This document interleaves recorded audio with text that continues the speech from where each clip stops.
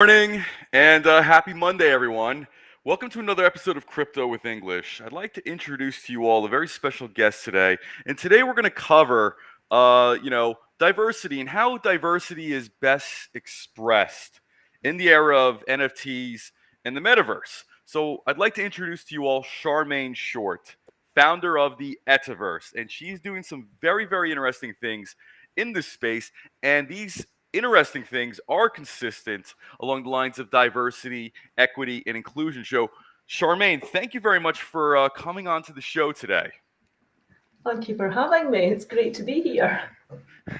Could you tell everybody a little bit more about yourself and introduce the Ettaverse? How did you come up with the name? And of course, what is the Ettaverse about?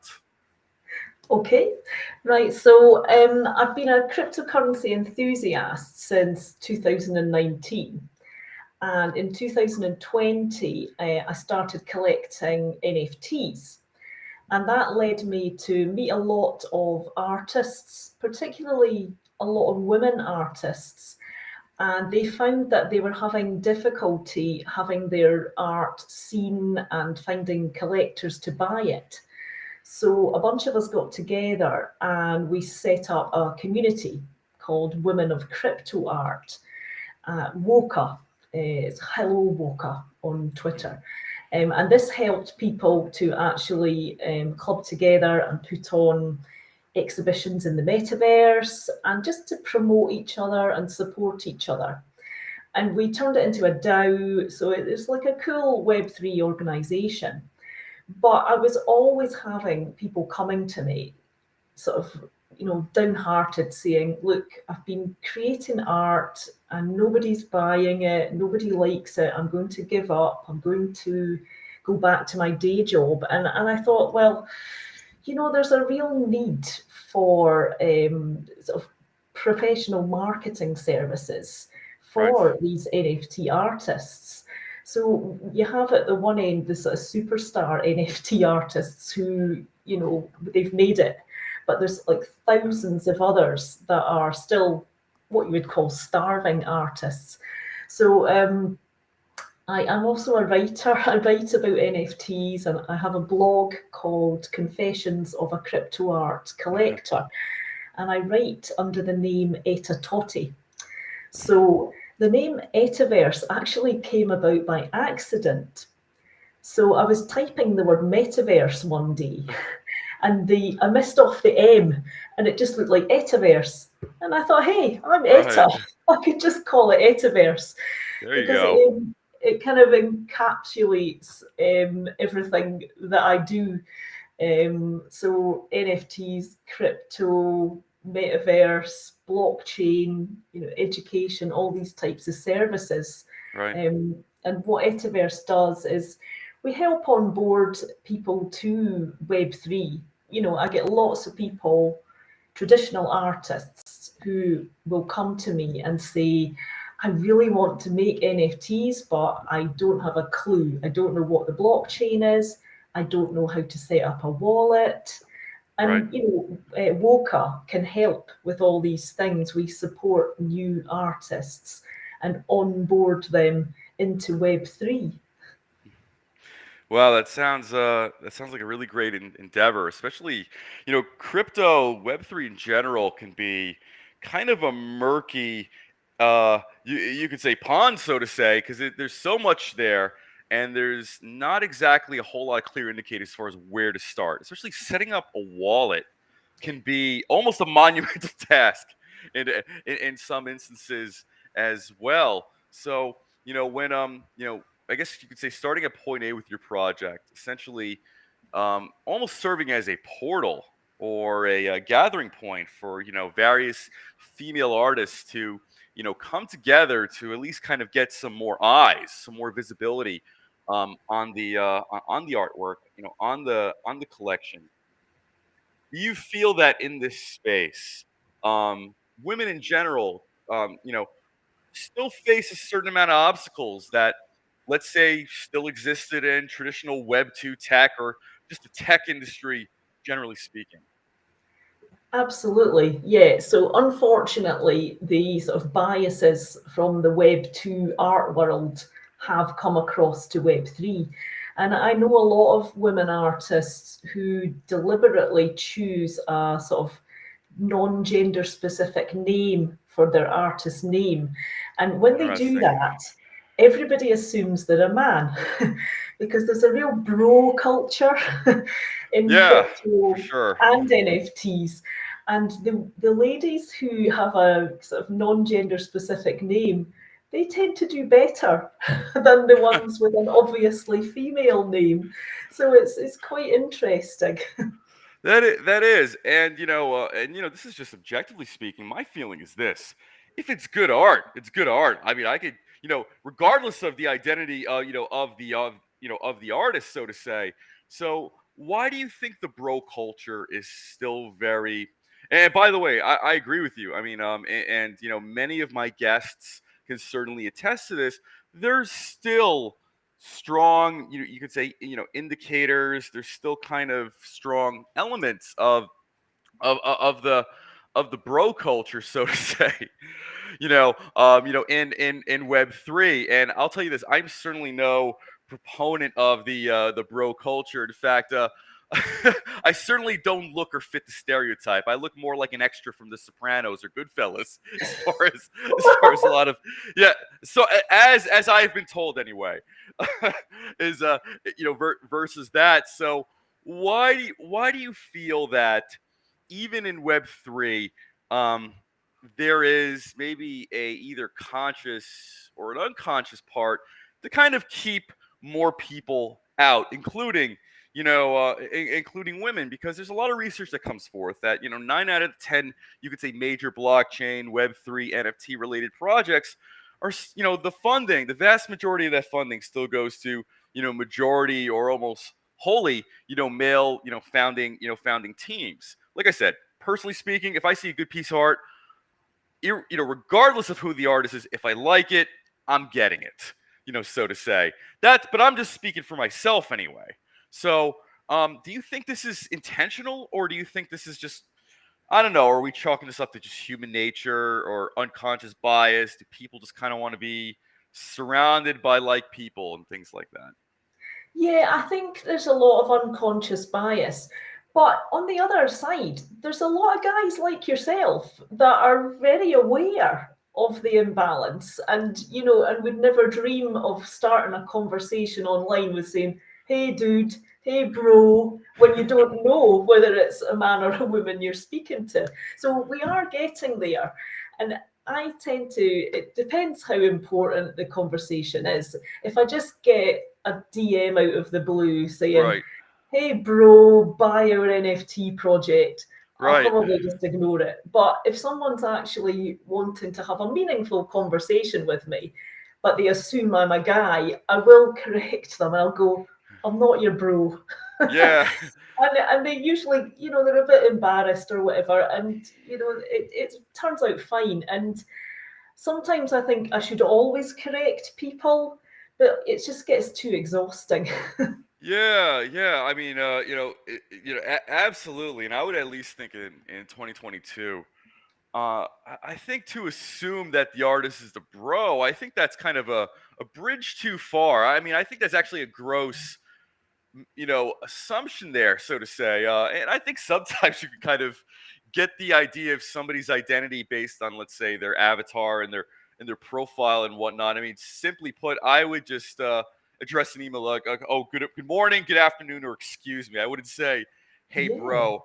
And maybe I think I think, to in all fairness to my cohorts on the East Coast, I think a lot of that bro culture was actually created in the West Coast, and I think there's a lot of like Steve Jobs wannabes mixed up in that crowd here, not here, crowd there as well. Not to say that there are bad actors, in any part of the United States in tech, so to say, but a lot of that stuff did emanate from like the West Coast, Palo Alto, type of I think type of culture where you had Apple, you had Amazon, you had Google, and I think you kind of had the ecosystems around that, and that was all in Palo Alto, Northern California, San Francisco type area. But by the way, I totally agree, and I could totally empathize with with that sentiment. So speaking of the female artists, how many artists do you have under your wing in this Ettaverse project? Yeah, so within Walker, there's about 1,300 women. Wow. And yeah, some of them are quite successful and they don't need to come to me for advice. Right. But myself and my business partner, Laura Bolianos, she's based in Spain. So she's Okay. great because she speaks perfect English and obviously she speaks perfect Spanish. She's from Costa Rica originally. So Nice. we help a lot of Hispanic women as well. I mean, I don't speak Spanish, but Laura's amazing. And so I've got the sort of NFT expertise, and she's got the marketing expertise. So we have like clients like a lady called Gala Marissa, who's an award-winning Spanish NFT artist from Barcelona. She was like an OG NFT artist. She Right. has her art in a new Hollywood film called Fresh Kills. Right. But this lady is still struggling to get accepted on some of the NFT platforms like Super Rare, which Oh, is okay. crazy because she is amazing. Yeah.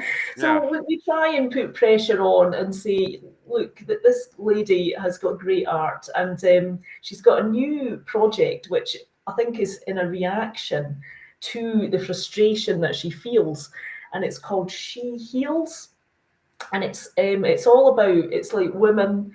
But they've got something on their head, either like an astronaut's helmet or a lampshade or a goldfish bowl or something, Right.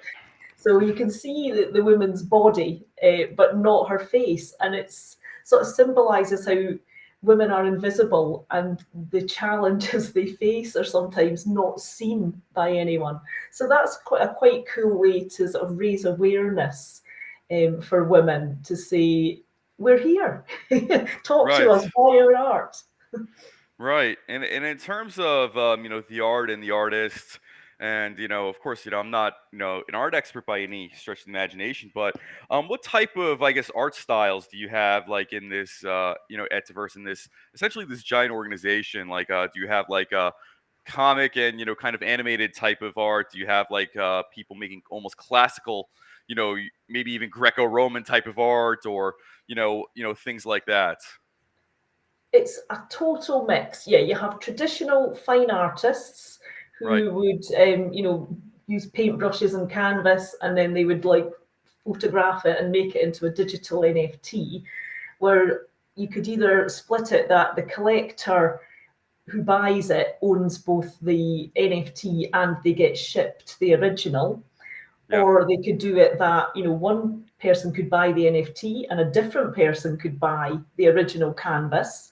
There's all sorts of ways. We have 3D animators who do really cool things. You could have like vehicles spinning round or whatever. Right. We have photographers as well as a lot of very talented photographers are getting into NFTs, because I think photographers are totally switched on to the fact that if you take a really cool photograph, you can, multiply that into lots of editions, Sure. say do 100 editions and sign each one. And that lends itself really well to the sort of structure of NFTs. So we have a few sort of one artists, but also people who would produce, say, 100 editions as well. And I'm working on another project just now, which is creating 10,000 NFTs called Lost Paradigms, right? So this, if anybody's like into NFTs, they've probably heard of cyber brokers. So this is a Josie Bellini project. So she was an OG crypto artist, absolutely amazing young woman. Hats off to her. And Right. she created these cyber brokers. So my avatar on all my social media is a cyber broker that I own. And the cool Yeah. thing about these NFTs is if you buy it, you own the IP. So you can then turn that into a brand, like Bored Apes, all this kind of thing. So anyway, the cyber broker community is very keen on expanding their ecosystem and encouraging members of the community to start their own projects. So that's what Lost Paradigms is about. We're Yeah. imagining what the metaverse might look like, in cyberbrokers world. And we're going to give them away free to people who own a cyberbroker NFT, and other people can buy them, because Twitter banners are becoming a really popular thing in NFTs, and I think that's going to be the next trend. So we're right up there at the beginning. Got it. And as far as these projects, the underlying blockchain and technology that's used to, either mint and otherwise present this, is this like an Ethereum ERC20, or are you all using Solana?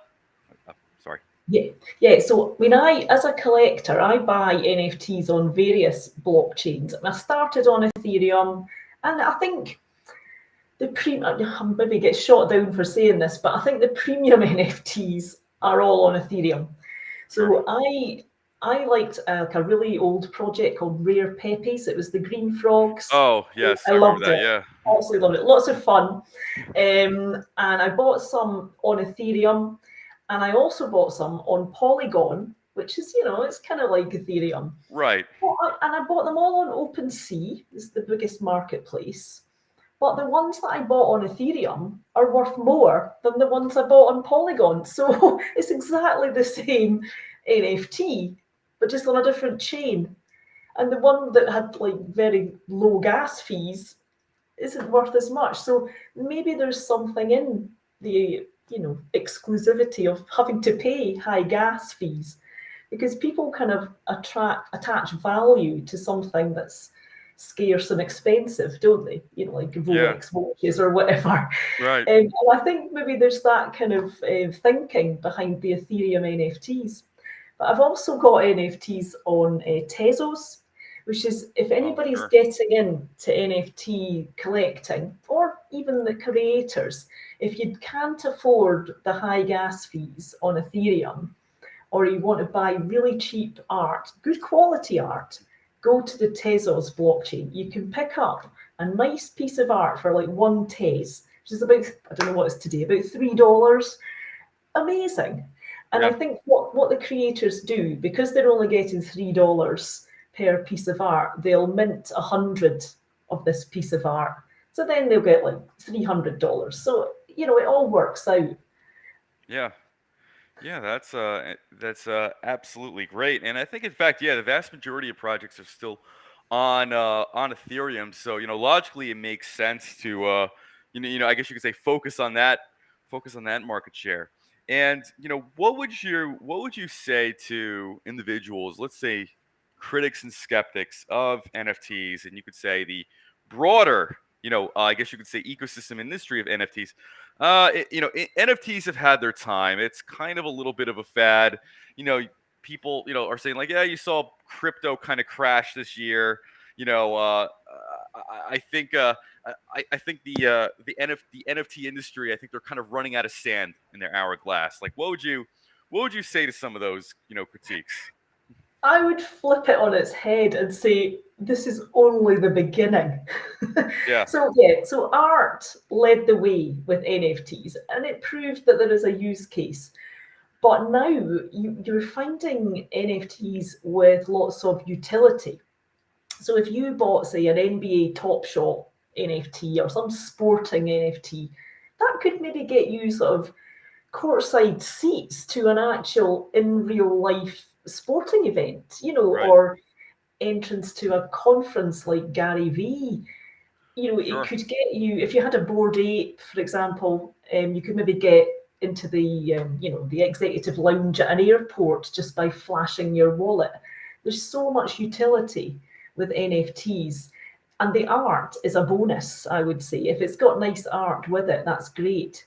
And we're also finding musicians are now cottoning on to the fact, like, hey, wait a minute, I could get recurring revenue forever. I don't need a record company. I could just, make my own musical right, NFT with, like an album cover style art on the NFT.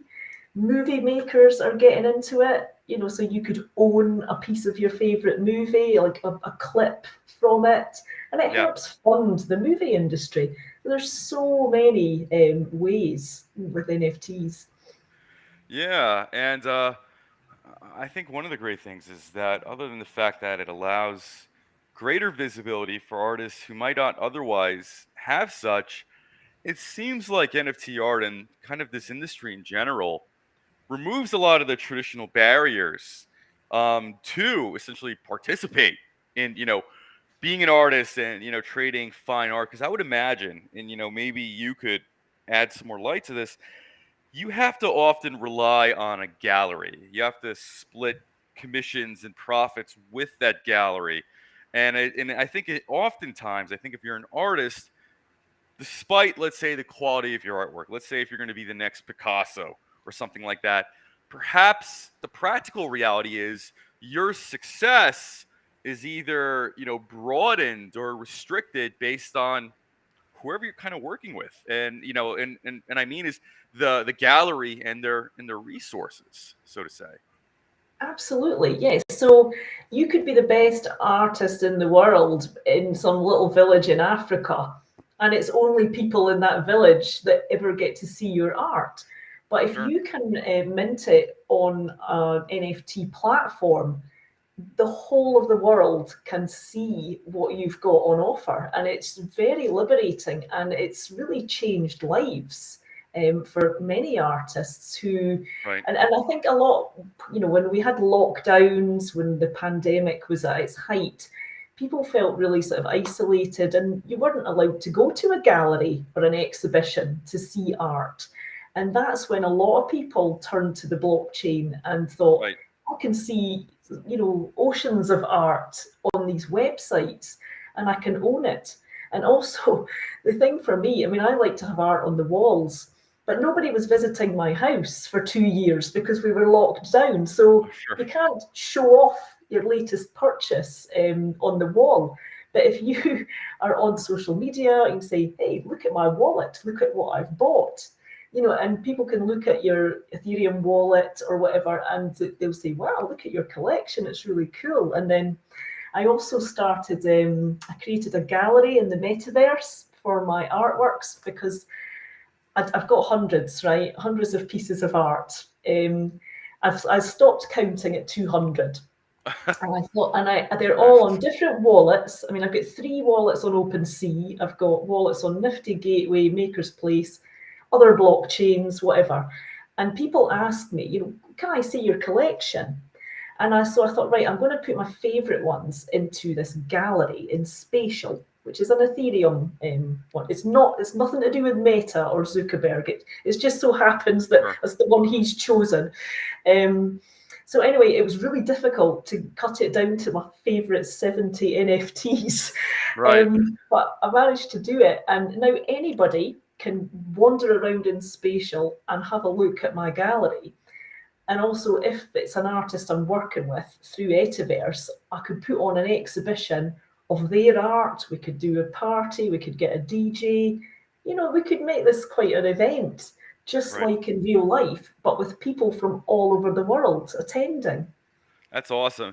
And if you could, provide some context to this, let's say hosting like an online art exhibition, how much would that cost versus, let's say, having to do this, in real life, with all the traditional trappings of such? Like, how much money does one save doing this Right. in, let's say, in Web3, in this NFT metaverse space, versus having to try to organize this in real Yeah. life, contacting, marketing, all that stuff.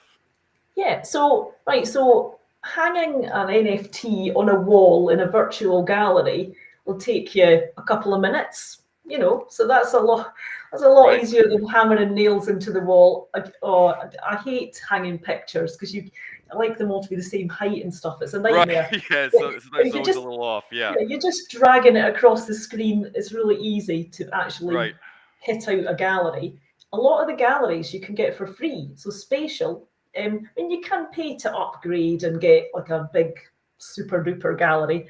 But lots of these metaverses, they give you free galleries because they want people, they want traffic, or you could buy a plot of land in the likes of Decentraland, Crypto Voxels, the Sandbox, and you're maybe looking at about 3 ETH for a plot of land. Right. But then if you know people, they might be delighted to loan you their plot of land or their gallery for you to do your exhibition, because maybe they've got something in it for them that they can advertise something that they're trying to sell. Right. So there's lots of ways like that. And then, you just have to advertise it on social media and they will come. So, you're saving a fortune. Now, if you were a traditional physical gallery, you might want to take 50% of sales of any artworks. But in sort of NFT land, like the platforms that are hosting the art, they only take, like, say, 10%. So a lot more money is going into the creator's pocket. Right. Well, yeah, I could definitely see that dynamic for, for sure. And when it comes to when it comes to art galleries and kind of creating these type of events, I guess this is more of a actually, I think this next question kind of goes into the technical aspects and almost philosophical. Do the algorithms, or is there any information as far as the algorithms on, let's say, OpenSea, Rarible, and related? Are these algorithms also, are they reinforcing biases? Are they essentially pushing certain types of traffic into the user's screen as well? Because I'll have to say, like, sometimes I'll use some of these NFT websites, and and I guess they push certain artists or certain type of pieces of art to the screen, and I'm like, I have no idea why I'm looking at this. And like, some of this stuff kind of looks like garbage. Some of the art looks great though.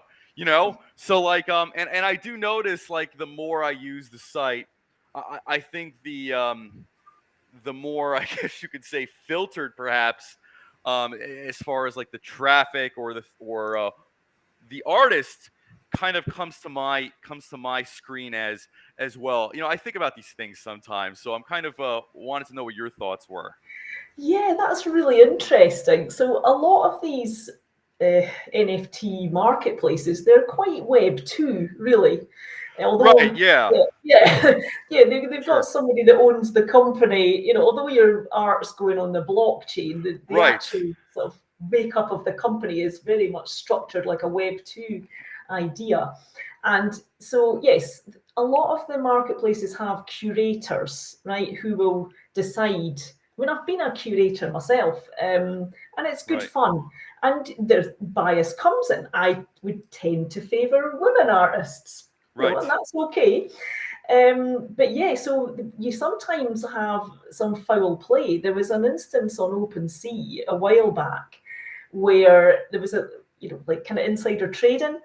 So somebody in the platform would like say, right, I'm going to buy a few of this artist's NFTs and Yep. then I'm going to feature them on the homepage so that Oh, okay. everybody buys them and I can flip them. So there's Right, all these kind of dodgy things going on. I mean, Rarible sort of prides itself on not being curated, but then I think they brought in a curation feature.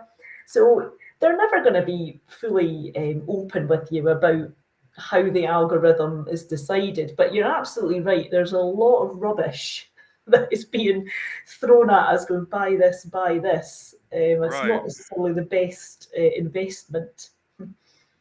right. Because I would, like I said, I would like to think that some of the better artists or some of the best art, yeah, I think a lot of that stuff can objectively, speak for itself. And certainly there's a fair amount of, you said, like, kind of rubbish out there. And somehow there is an undeserved amount of circulation or popularity with some of those collections themselves. And I'll have to say, I've had on my show many, numerous, women, NFT artists who are in this space, hustling, putting together great collections, putting together newer stuff, and just constantly grinding, to build essentially that brand and build, that, I guess you could say that legacy of great art. And I think, to an extent, many of them have echoed a lot of these concerns that you and I have, spoken about, you know, during this episode. And like I said, to this day, I still kind of don't get it, because my feeling is this: if it's good art, it's good art. It shouldn't matter, who the identity is, who the person is. And listen, in fact, we should have a bit more diversity, because otherwise we get echo chambers. And I think if we get echo chambers, we get Mm. stagnation. Listen, the Bored Ape Yacht Club is great, but you don't want to deal with 100 doppelgangers of that either, so to say, because that's really going to dilute art, so to say. Yeah. So I think it benefits all of us to really explore what else is out there and kind of introduce different artists, different perspectives, different collections. It seems like, I don't know if this is a human tendency, I don't know if this is a cultural tendency, but people like to cloister themselves, so to say. And I think if that ends up being the trend, that will undermine and dilute, the NFT market, generally speaking as well. And I think, like anything, you need fresh talent. You need to, introduce and give those people a platform to really compete and shine. I mean, listen, I think we could even look at like Hollywood. Whoever the A-list actors and actresses are they really the best actors and actresses in the world? I don't think so. I think there's a whole lot of undiscovered talent out there that unfortunately we may not ever know about, so to say. But I think because you have like systems, you have bureaucracy, you have biases, you have nepotism, you know, certain people I think are just going to kind of receive an edge that, let's say, other competitors otherwise just might not get.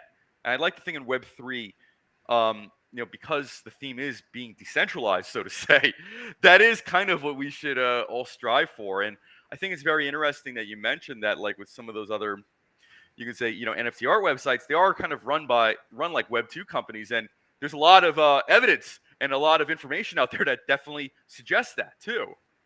Yeah, and in fact, one of the first NFT marketplaces, Known Origin, which was a very reputable place based in the UK, they just Yeah. got bought by eBay. Okay. Well, So there you go. we were I trying mean, to get away from these, like the big Amazons, Facebooks of the world, and then all these big guys are just buying up all the little platforms. yeah, yeah, absolutely. And I think, I mean, listen. On one hand, I mean, listen. If you have the resources, I'm not going to stand in somebody's way to conduct business. But I think to the larger theme and the larger point of NFT artists and kind of promoting a wider array of artists, and you could say a higher degree of art and collections, unfortunately, it seems like it may go down kind of the typical, I don't know, Web 2 route of business as usual. In Yeah. that regard, that's what it kind of looks like. I know, I know. I mean, hopefully the metaverse will fix that, because nobody owns the metaverse, right? There's one Right. metaverse, although you may access it through different platforms like the Sandbox or Decentraland or whatever. But I mean, it gives people an opportunity to present themselves the way they want. So I mean, I'm a white woman, okay, and I can choose to be a white woman as my avatar, or I could choose to be a dinosaur as my avatar, Sure. or a chicken, or anything. And so people who have maybe been, prejudiced against before because of their color or their sexuality or their age or their Sure. weight or anything, they can choose to look like whatever they want if they're doing business in the metaverse, and they can choose whatever name they want.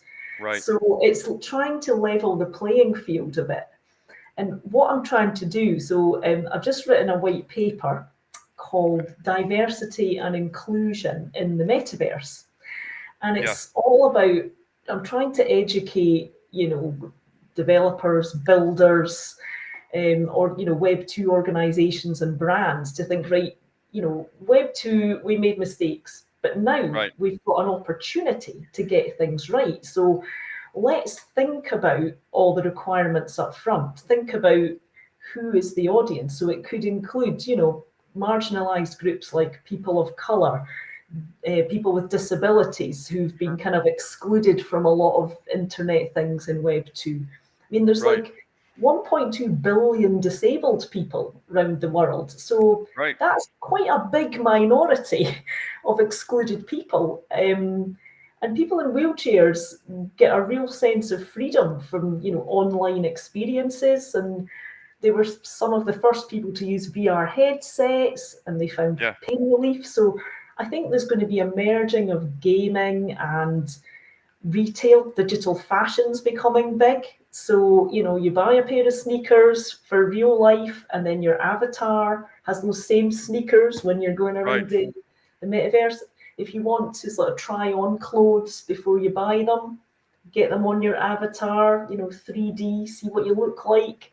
There's Right. so much possibility, but we need to make sure that all the development teams are not, dare I say it, white men. We need to Sure. get women in there. We need to get people of color. We need to get LGBTQ plus and people with disabilities. We need to get colorblind people, people who can't use a mouse. What are their requirements for Web3 and the metaverse? And if we could just think about these and build them in up front, it'll be a lot cheaper than having to retrofit it later on. Yeah. And how do you get more, I guess you could say, players, companies, thought leaders, or just otherwise participants in this space to really move more towards that, I guess that more inclusive, more equitable, type of future? Let's say hypothetically, if I was to start an NFT company tomorrow and all I did was hire other men like myself from New Jersey, New York, people who just kind of eat at the same places, like the same sports teams and stuff like that, you know, on one hand, you could say at first glance, okay, there's going to be good chemistry here. But on the other hand, I think there's going to be a lot of blind spots that are going to come about. And I think, let's say, myself and none of the hypothetical cohorts I've described may end up either realizing that or even be willing to even express it. Because I think it's kind of like this. I think if you end up hiring people who are like your friends or people that you do like, on one hand, I think maybe to an extent the chemistry is good, but at the other hand, I think people are also less willing to disagree. Because I think it's kind of like, oh, okay, we're all buddies, we're all friends here. I don't want to burn bridges with anybody. I don't want to offend anybody. Yeah, But at the same time, too, I think it's kind of like if you are conscious of some sort of issue or problem, and you see that maybe the team is walking towards it or gravitating towards it, I think a lot of people are just going to keep their mouth shut because they kind of want to keep the peace, so to say. And yeah, I think also too, you know, it's kind of a self-defeating business model ultimately if you just have a very homogenous thinking, homogenous interest type of group. I mean, I think history would even show that some of the most diverse, some of the most dynamic organizations on Earth proved formidable. I mean, listen, I'm a huge history nerd. If you look at the Roman Empire and you look at the Roman legions, probably only about a third were actually Roman. All the other, you could say, the cavalry, the infantry, the artillery, they were from as far north as Scotland and northern England. They were from as far south as Ethiopia. They were from as far east as Iran. They had essentially like horse archers from like the Middle East and Central Asia. You essentially had infantry, from Celtics, from essentially Celtic groups in England and Scotland and parts of Wales, and then each of these groups kind of brought like a different element, so to say. And like I said, if anybody who loves history thought the Roman Empire was only built by Romans, you got another thing coming. In fact, much of the army and much of that structure was from contributions from people of all other different backgrounds and different areas. And in fact, even gladiator fights too, almost half of them were actually performed by female gladiators as well. So I think that's kind of another overlooked fact, and I think we can all agree that gladiators fights are especially brutal, inhumane, and certainly a war crime in of themselves if yeah, measured to today. But if you can recall movies like Gladiator and Spartacus and things like that, if you saw like the barbarians with the armor and they're either fighting wild animals or other or you yeah, could say other gladiators, almost half of those fights were actually also done by women. So if you were to look at why were gladiator fights successful in that you could say era of time, because you didn't know what you were going to be viewing in actually a lot of those Brilliant. gladiator fights. Yeah, absolutely. So they had essentially women from like Germania and from England and Scotland, and they had not tigers, they had lions and they had wolves and they had bears and stuff like that. Yeah. So I know it's kind of a weird example, but I guess you could say part of the reason why gladiator fights were successful was because it was diverse. You didn't really know as a viewer or as a patron what you were going to perhaps see. And I think relating that to the Roman army, like I said, the contributions and I guess you could say the success from a historical point of view was actually from the ability to draw talents, either exotic, foreign, relatively unknown talents from everywhere, and that Yeah. kind of led to the ability to adapt to many Mm. many different types of enemies, many different types of landscapes, many different types of context, so to say. And like I said, I'm a huge history nerd. Like, so the Romans were historically only good at infantry, but as warfare got more and more advanced, enemies got more and more diverse. So you need to have soldiers who were good on horseback, so to say. Where did Yeah. you go for that? You went to Central Asia. You even went to the frontiers of northern England and Ireland, northern England and Scotland, where a lot of the Celts were actually good at riding horses and actually metalworking.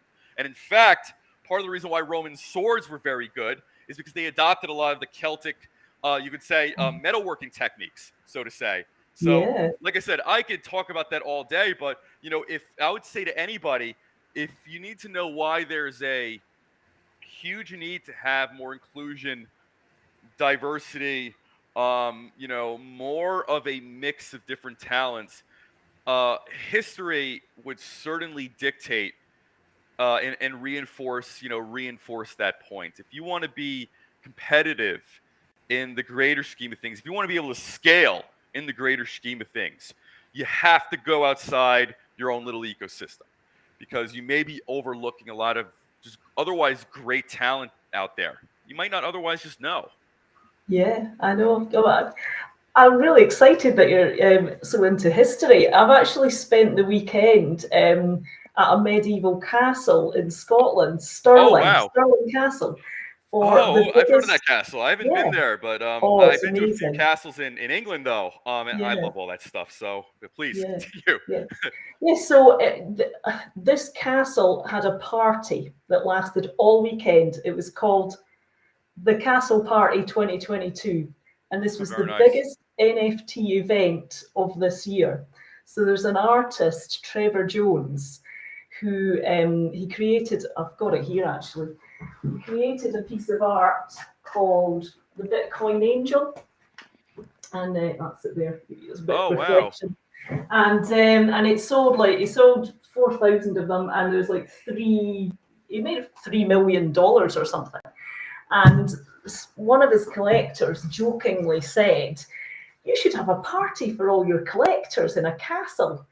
And he's like, "Yeah, yeah, yeah." Well, actually, a year later, cut a long story short, there were like over 300 NFT collectors and some NFT artists. We all got together at the weekend Yep. and partied in an actual medieval castle. So yeah, Wow. that's so, and I wouldn't have been invited to that party if I didn't own that NFT. So, talk about NFTs with utility. My God, I've just been to a party in a castle. Yeah, that's great. There's people in the car park driving Lamborghinis and stuff. This was mental. And plus, this picture, which I just showed you, I got this free in the goodie bag. So I've now got this physical Wow. signed thing by the artist as well as owning the NFT. Yeah. So get yourself a Bitcoin Angel NFT, anybody, and then you can come to a party in a castle in another location in the world this time next year. Yeah, that sounds great. I mean, party in the castle. Plus, you get to leave with some solid goodies as well. That's That's certainly wonderful. And as far as your projects, what are some of the other milestones and goals that you hope to achieve for the remainder of this year? Right, yeah. So I want Gala Marissa's launch of her She Heals project to be a success, because she really deserves it. She's won countless awards. Yeah. And I want the Lost Paradigms Twitter banner NFT project to sell out. So we've got 10,001 banners. Some of them will Right. be minted for free, claimed by cyber broker holders, but I'm working very hard to Yeah.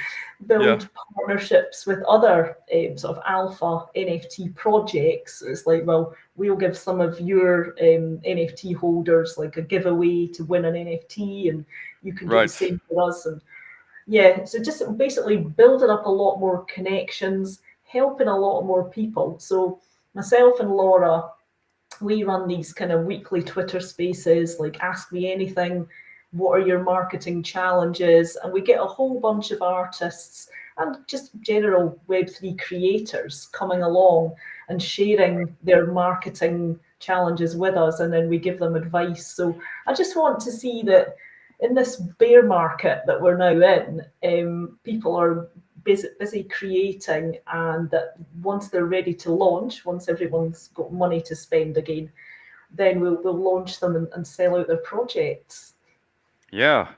And do you think that traditional art galleries, I guess traditional brick and mortar art galleries, do you think some of them are a little scared of these developments? Oh That, yeah. artists don't have to, rely on either their patronage or their Mm. support otherwise to really, launch these projects. I mean, hypothetically, anybody who has a great idea and has already made some great art pieces, you can create an account at one of the major NFT marketplaces and get to work, kind of start putting your artwork out there, and kind of avoid a good chunk of overhead, it seems.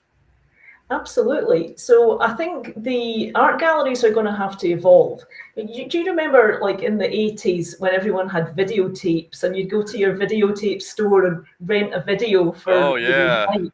we used to And have a then store called Blockbuster. They were everywhere, yeah, yeah, that was over the here. same as Yeah. the UK. Yeah, Yeah. and then Netflix came out, and you didn't. Well, Right. okay, you had the videotape, but then you had the CD-ROM DVD thing, Right. And yeah, DVDs. Yeah. and then you had Netflix, and we don't have any sort of hardware anymore. You just stream it. So Right. that's what's going to happen with these physical art galleries. They're going to have to buy these digital art frames that you would, show your NFT in. So if you've got an animated NFT, then it's like a Sure. little video. It's like having a smart TV, and they're going to Right. have to put these frames around their walls and sell NFTs rather than Right. selling the canvas paintings. Yeah. And I have a question too.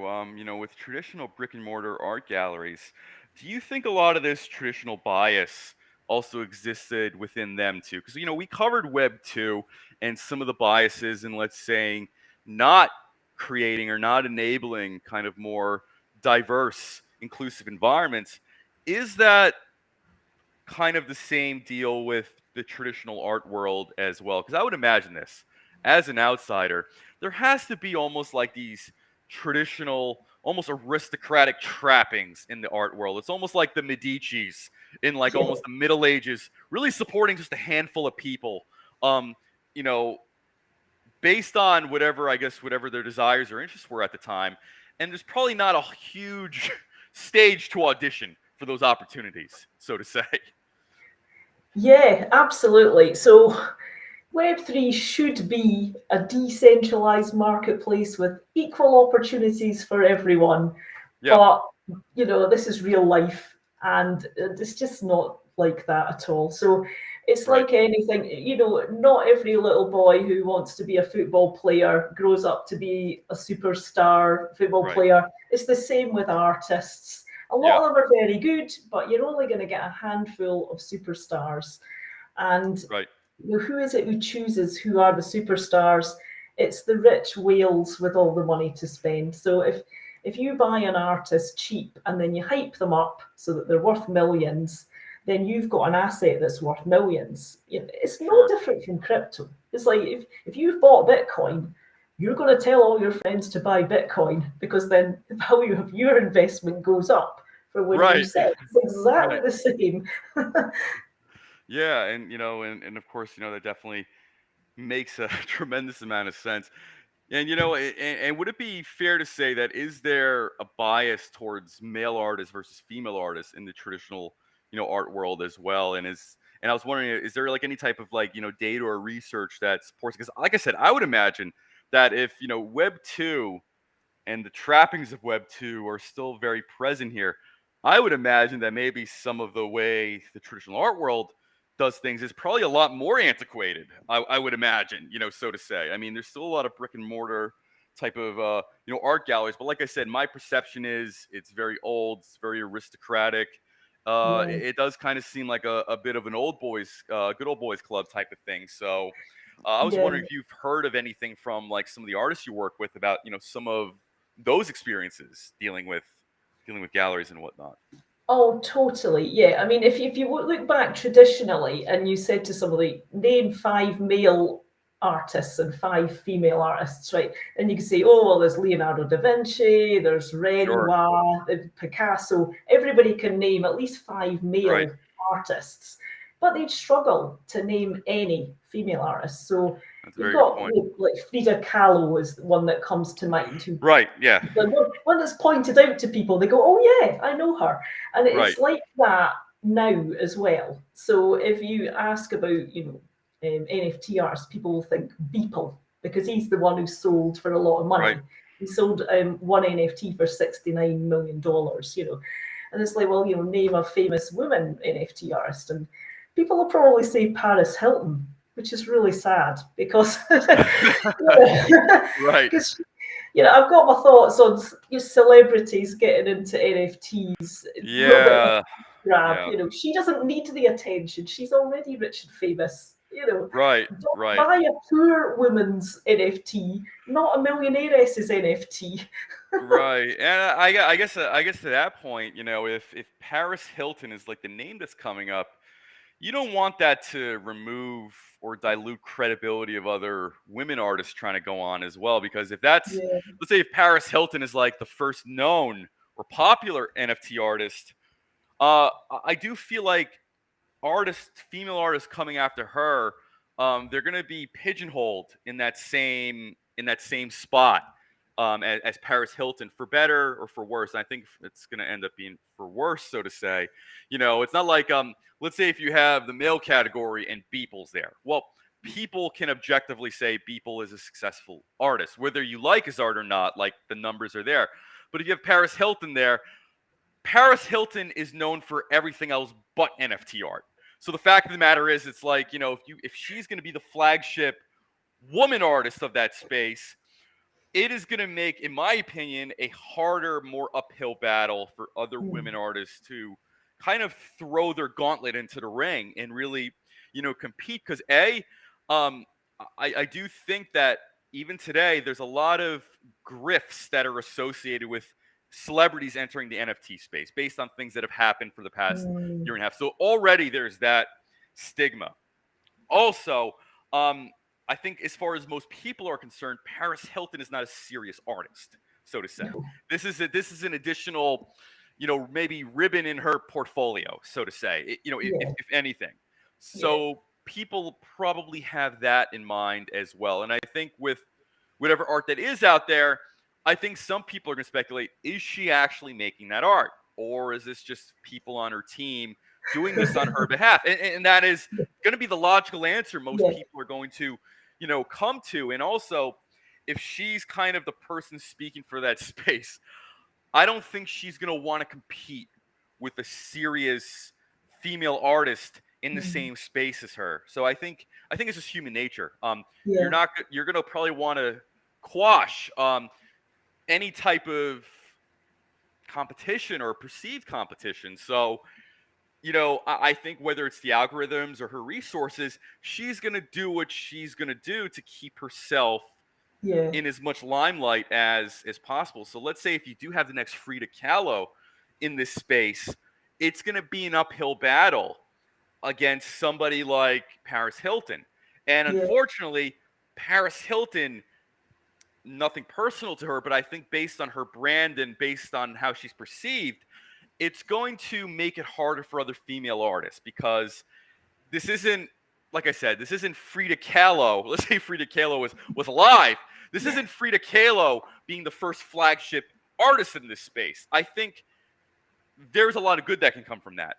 But if you have essentially a reality star, among other things, in this space who is possibly doing a grift, according to maybe some people's perceptions, it's going to kind of be imputed, I think, to an extent to a Mm. lot of other women artists who are trying to get in there. And how are you not tainted or affected by that if you're, let's say, competing with her on OpenSea or something like that? Yeah, Uh, I know. Yeah, it's yeah, crazy because I mean, she has millions of social media followers, so right, she's got that marketing machine behind her that right, everything she does will turn to gold. And the women I'm working with have got like 500 or 1,000 Twitter followers, and it's just like a different world, really. yeah. Mm. I mean, absolutely. But of course, I'm very bullish on this. I do think there's a tremendous amount of great women and artists out there, and people of color, disabled people, and whatnot, who I think like anything in life, if you just have the right platform at the right time, that could really make the difference in many things, so to say. And I'm very happy to see what you're doing and trying to enable and encourage a greater diversity and really a larger talent pool of artists who otherwise would not have a forum to either participate or share their art. So I would just say on an ending note, for people who are starting off their journey in this space, whether it's in NFTs in particular or, anything in the metaverse or dApps or crypto, what advice would you give to people? Because I think nowadays people are willing to take a gamble on themselves more so than ever. Because I think I guess with the overall chaos going around, but it's kind of hard to know where to start because I get questions all the time. In my inbox. I really like blockchain. I really like Web3. Where do I start? So I like hearing insight and hearing kind of wisdom from other guests as far as how they would answer that question too. Yeah, so right, once you've done the obvious technical bits like setting up a wallet, Yeah, I would say put yourself out there to build contact, build a community, right? right, So you need to look at it not what can people do for me, what can I do for them. So right, if you find a community that you're interested in, like Walker, join Walker and say, right, does anybody need any help with anything? You're like, these are right, my skills, these are what I can bring. I could, retweet other people's tweets. I could, I've got a metaverse gallery here. I could put on an exhibition, just help out. And if you build that trust with other people in the community, they will have your back as well. And yeah, so when it comes to you marketing your project, it's not just you as one person doing all the work. Everybody in your community will pitch in and help you because you've already helped them. right, And with Web3, it's people don't understand when you say it's all about community. It's not customers, it's community. So we do things to help each other out that might not end up in a money transaction, but you're building up your sort of social value, your social credibility. So right, even if you've not, started the artwork yet, start with the community, start the networking, because I have a lot of artists come to me and they say, right, I've built this collection, I want to launch it in 2 weeks. Can you do right, your marketing magic? And I'll say, right, well, how big's your community? Oh, about 50 people. I was like, well, no, you're going to need right, to increase that by quite a lot, or it's going to be a flop when you launch. And they just don't realize that although creating art is really hard and it's something I couldn't sure. do, but marketing is really hard as well. And you can't start early enough That building those is relationships. that is very well said. This actually reminds me of something somebody else said. Nowadays, people don't want to be sold to, so to say. I think this was actually at a conference that I spoke at, but one of the guest speakers mentioned this. This was about startups and kind of building, yeah, I guess you could say building what's going to be your future client base or your future customers. One of the things that was mentioned that in this day and age, compared to those of past, people don't want to be sold to anymore. People actually want to have some sort of relationship first before I guess you could say doing business. And you see that a lot with blockchain and in crypto. Uh, all of the successful projects, they have a strong community behind them. You can't, I guess you can say in many ways, you can't go create a successful or a great product or service and kind of exist in a vacuum in of itself. You really actually have to gain people's trust. Uh, I think it's almost a necessity. It's a requirement nowadays.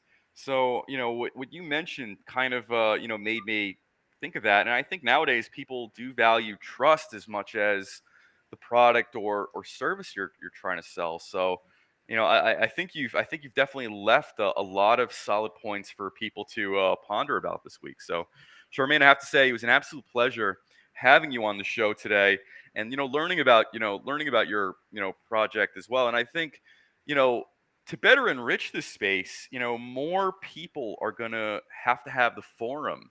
They're going to have the stage to compete.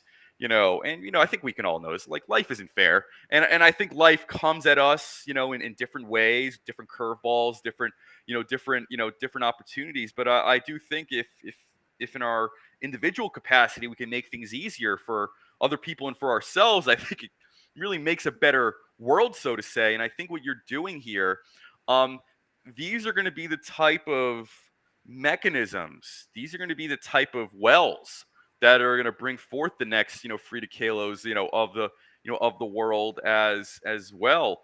And I'll tell you this. I mean, I have a young son; he's 5 years old. But I would say if I did have a daughter, I certainly would want her to feel that she's on the same footing to compete and to shine, just like anybody, just like anybody else. And I think if, we can give people kind of that peace of mind. You come here, you can kind of, shoot your shot, throw your haymaker in the ring. You have a chance to compete.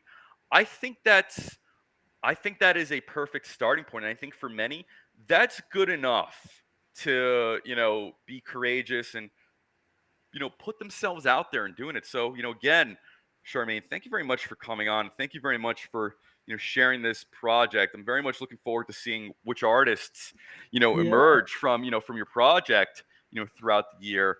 And, of course, I'll be celebrating, all the success to be coming forth from this as well. Yeah. Well, thank you for having me. It's been a pleasure. Anytime, anytime, and have an awesome week. Keep me posted on things, and of course, in a few months, I'd love to have you come back on, and perhaps we can pick up from here and see what has Sure. developed since. Cool. Thank you. Thank you, Charmaine. Have a great week, and I'll talk to you soon.